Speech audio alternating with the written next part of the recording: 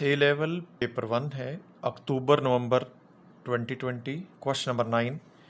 A circle has centre at point B 5 1, the point A -1 and 2 lies on the circle.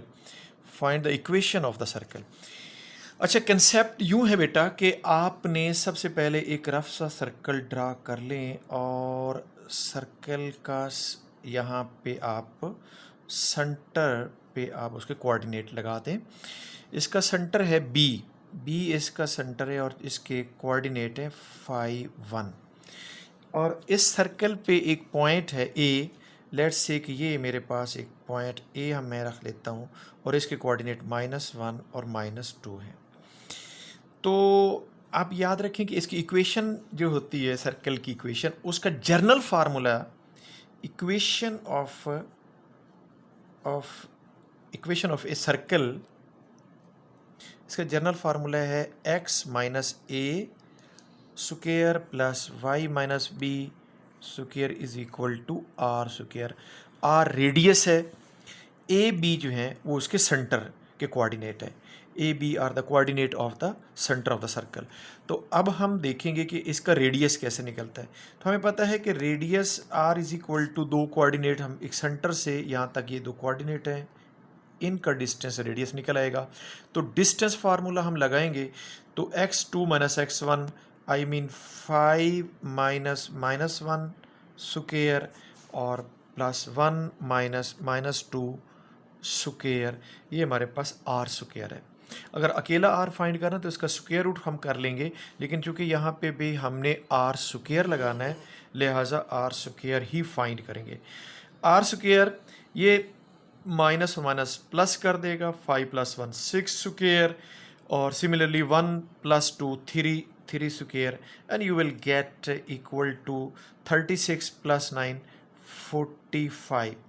अब आप a की value ये है 5, b की वैल्यू 1 है, इसमें a b और r की जगह 45 पुट करेंगे तो इक्वेशन ऑफ द सर्कल हमारे पास आ जाएगी x minus 5 whole square plus y minus 1 whole square is equal to 45। आप इतना भी लिख देना तो ये काफ़ी है, लेकिन अगर आप इसे एक्सपेंड करके सिंप्लीफाई कर दें तो ज़्यादा बेहतर है। इसको अगर हम a minus b whole square से फार्मूले से अगर हम इसको ओपन करें तो you will get x square minus 10x plus 25 और इसको भी इसी फार्मूले से तो y square minus 2y plus 1 is equal to 45। अब इसमें ये x स्क्वायर है, ये लिख दिया, माइनस 10x ये लिख दिया, प्लस y स्क्वायर ये और माइनस 2y ये, और 45 में से 25 + 1 26 माइनस 26 इस साइड पे माइनस हो जाएंगे तो ये 19 बच जाएगा। You will get x square minus 10x plus Y square minus 2y is equal to 19। ये हमारे पास एक बेहतरीन फॉर्म आ जाती है इक्वेशन ऑफ द सर्कल। ये पहला हमारा पार्ट क्वेश्चन नंबर 9 का पहला पार्ट हमने कर दिया। ज़रा हम इसका दूसरा पार्ट देखते हैं कि वो क्या कहते हैं। दूसरा पार्ट इस सर्कल का कहता है क्वेश्चन सी, इसका बी पार्ट है क्वेश्चन नंबर 9 का B part. Point C is such that A C is the diameter of the circle such that D has the coordinate 5 6। हमारे पास ये सर्कल है, जैसा कि मैंने पहले बनाया कि इस सर्कल के ऊपर ये सेंटर और सेंटर के कोऑर्डिनेट हमारे पास है 5 1। तो अब हमारे पास जो ए पॉइंट था वो हमारे पास था ये ए -1 और -2 ये था, और सेंटर में से यहाँ तक ये पॉइंट हमारे पास C है और C के हमने फाइंड करने हैं DC is the tangent. C के कोऑर्डिनेट हमें नहीं पता, XY हम लिख लेते हैं और इसके ऊपर एक टेंजेंटल लाइन यहाँ पे है और ये पॉइंट हमारे पास D है और D के कोऑर्डिनेट हमारे पास दिए हुए हैं और वो है 5 6 and we have to prove that कि DC इज tangent to the circle at point C। ये इसके ऊपर सी के ऊपर एक टेंजेंटल लाइन है, लेकिन ये कैसे प्रूव करेगा, कैसे साबित करेंगे, मैं आपको इसका बताता हूँ। अगर मैं इसका पहले सबसे पहले सी कोऑर्डिनेट फाइंड करूँगा। वो किस तरीके से फाइंड करते हैं सी के, कि ये हमारे पास जो इसका बी पॉइंट है, ये वाला बी, ये इसका मिड पॉइंट है, किसका, ए सी का। ए और सी इसका मिड पॉइंट बी है, तो हमें मिड पॉइंट का फार्मूला पता है। आपको पता है कि मिड पॉइंट का फार्मूला क्या है? तो मिड पॉइंट का फार्मूला होता है कि अगर दो पॉइंट्स हों x1 y1 और x2 y2, तो मिड पॉइंट होता है x1 प्लस x2/2। यानी अगर हमारे पास दो पॉइंट्स हैं ना, ये याद रखना कि ये हमारे पास पॉइंट है m, इसके कोऑर्डिनेट है x1 y1, और ये n कोऑर्डिनेट है, इसके n पॉइंट के कोऑर्डिनेट x2 y2। तो इसका मिड पॉइंट ये आता है, इसके कोऑर्डिनेट होते हैं x1 प्लस x2/2 और y1 प्लस y2/2, इसके मिड पॉइंट के कोऑर्डिनेट। अब ये एक पॉइंट है, ये दूसरा पॉइंट है, ये मिड पॉइंट है, तो इसके कोऑर्डिनेट हम इन दोनों पॉइंट से फाइंड करेंगे। तो ये x प्लस माइनस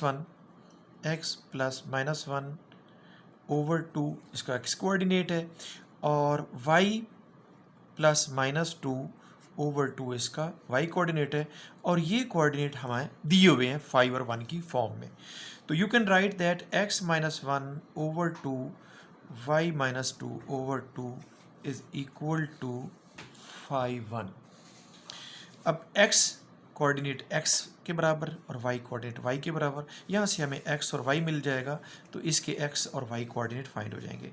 तो पहले हिस्से को x - 1/2 यू मस्ट इसको इक्वल करें 5 के, you will get x - 1 is equal to 10 and x is equal to 11। इसी तरीके से अगर y कोऑर्डिनेट की बात करें तो y - 2/2 इज इक्वल टू 1, और y - 2 is equal to 2 and y is equal to 4। तो ये हमारे पास इस C के जो कोऑर्डिनेट आ गए हैं वो 11 और 4 आ गए, ये C के कोऑर्डिनेट हैं, 11 और 4 C के कोऑर्डिनेट हैं। अब हमने ये फाइंड करना है कि ग्रेडियंट AC का क्या है और ग्रेडियंट DC का क्या है। अगर AC का ग्रेडियंट m1 है, let m1 is the gradient of AC. How can you find gradient of AC? By using the formula y2 minus y1 over x2 minus x1, और इसमें y2 4 है, तो 4 माइनस 2 ओवर x 11 है, और 11 minus 1, और इसको आप सिंप्लीफाई करेंगे तो ये 1/2 आ रहा है। अब ग्रेडियंट ऑफ DC का ग्रेडियंट क्या है जी, इसको हम m2 लिखेंगे। m2 इज इक्वल टू 4 -6 -16, और 4 -16 और x2 x1 11 -5, तो 11 -5, 4 -16 आता है -12/6 एंड यू विल गेट -2।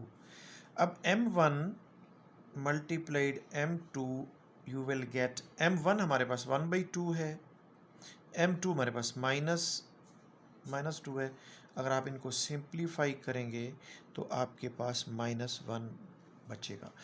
तो लिहाजा it proves that these two lines AC and DC are perpendicular to each other. It's mean that DC is the tangent to the circle at point C. So you can write that as product of the gradient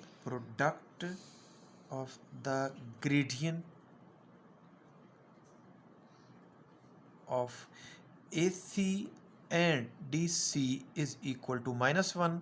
Hence you can say, hence AC is perpendicular to DC, and you may write that DC is a tangent to the circle at point C, क्योंकि एक दूसरे के ऊपर जो tangent होता है वो हमेशा डायमीटर के ऊपर परपेंडिकुलर होता है। तो इस तरीके से इसका हम बी पार्ट कर लिया। हम सी पार्ट की तरफ चलते हैं। इसका सी पार्ट है the other tangent from D. इस पॉइंट डी से एक और टेंजेंट है, और that is it touch the circle at point ई। ये सर्कल को ई पॉइंट पे टच करता है, इसके कोऑर्डिनेट एक्स वाई हैं। तो हमने इसके कोऑर्डिनेट फाइंड करने हैं। अगर हम ये देखें कि सर्कल की इक्वेशन हमने यहाँ पे फाइंड की थी, इक्वेशन ऑफ ए सर्कल, इस पार्ट में there is another point on the circle whose coordinates are x y, this point is denoted by E, and DE is another tangential line to the circle, and we have to find the coordinate of E, X and Y. हम देखते हैं कि इस टेजेंटल line का gradient -2 आता है ये 2 point से। तो याद रखें कि दूसरे जो टेजेंट होता है उसका ग्रेडियंट इसके बिल्कुल ऑपोजिट होता है, साइन के लिहाज से इसका ग्रेडियंट 2 आ जाएगा। ये हमारे पास पॉइंट है 5, 6। तो equation of the tangential line, equation of the tangential line y is equal to mx plus C और y is equal to 2x plus C. c की वैल्यू फाइंड करने के लिए हमारे पास d के कोऑर्डिनेट हैं 5 और 16।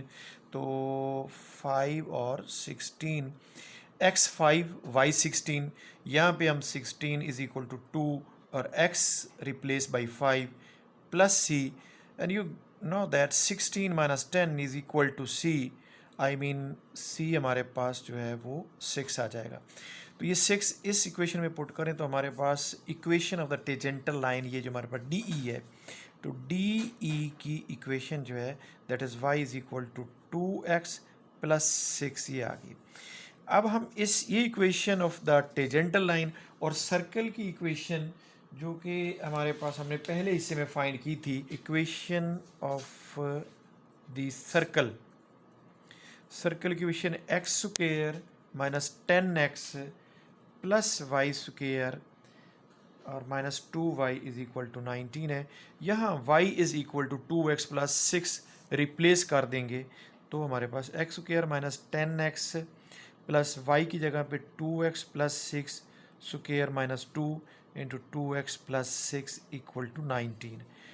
इसको हम सिंप्लीफाई करेंगे तो हमारे पास हमारा मसला हल हो जाएगा जी। इसको हम करेंगे तो ये 4x स्क्वायर और प्लस 24x प्लस 36 और यहाँ पे उसके ऑनवर्ड हमारे पास आ रहा है -4x minus 12 is equal to 19।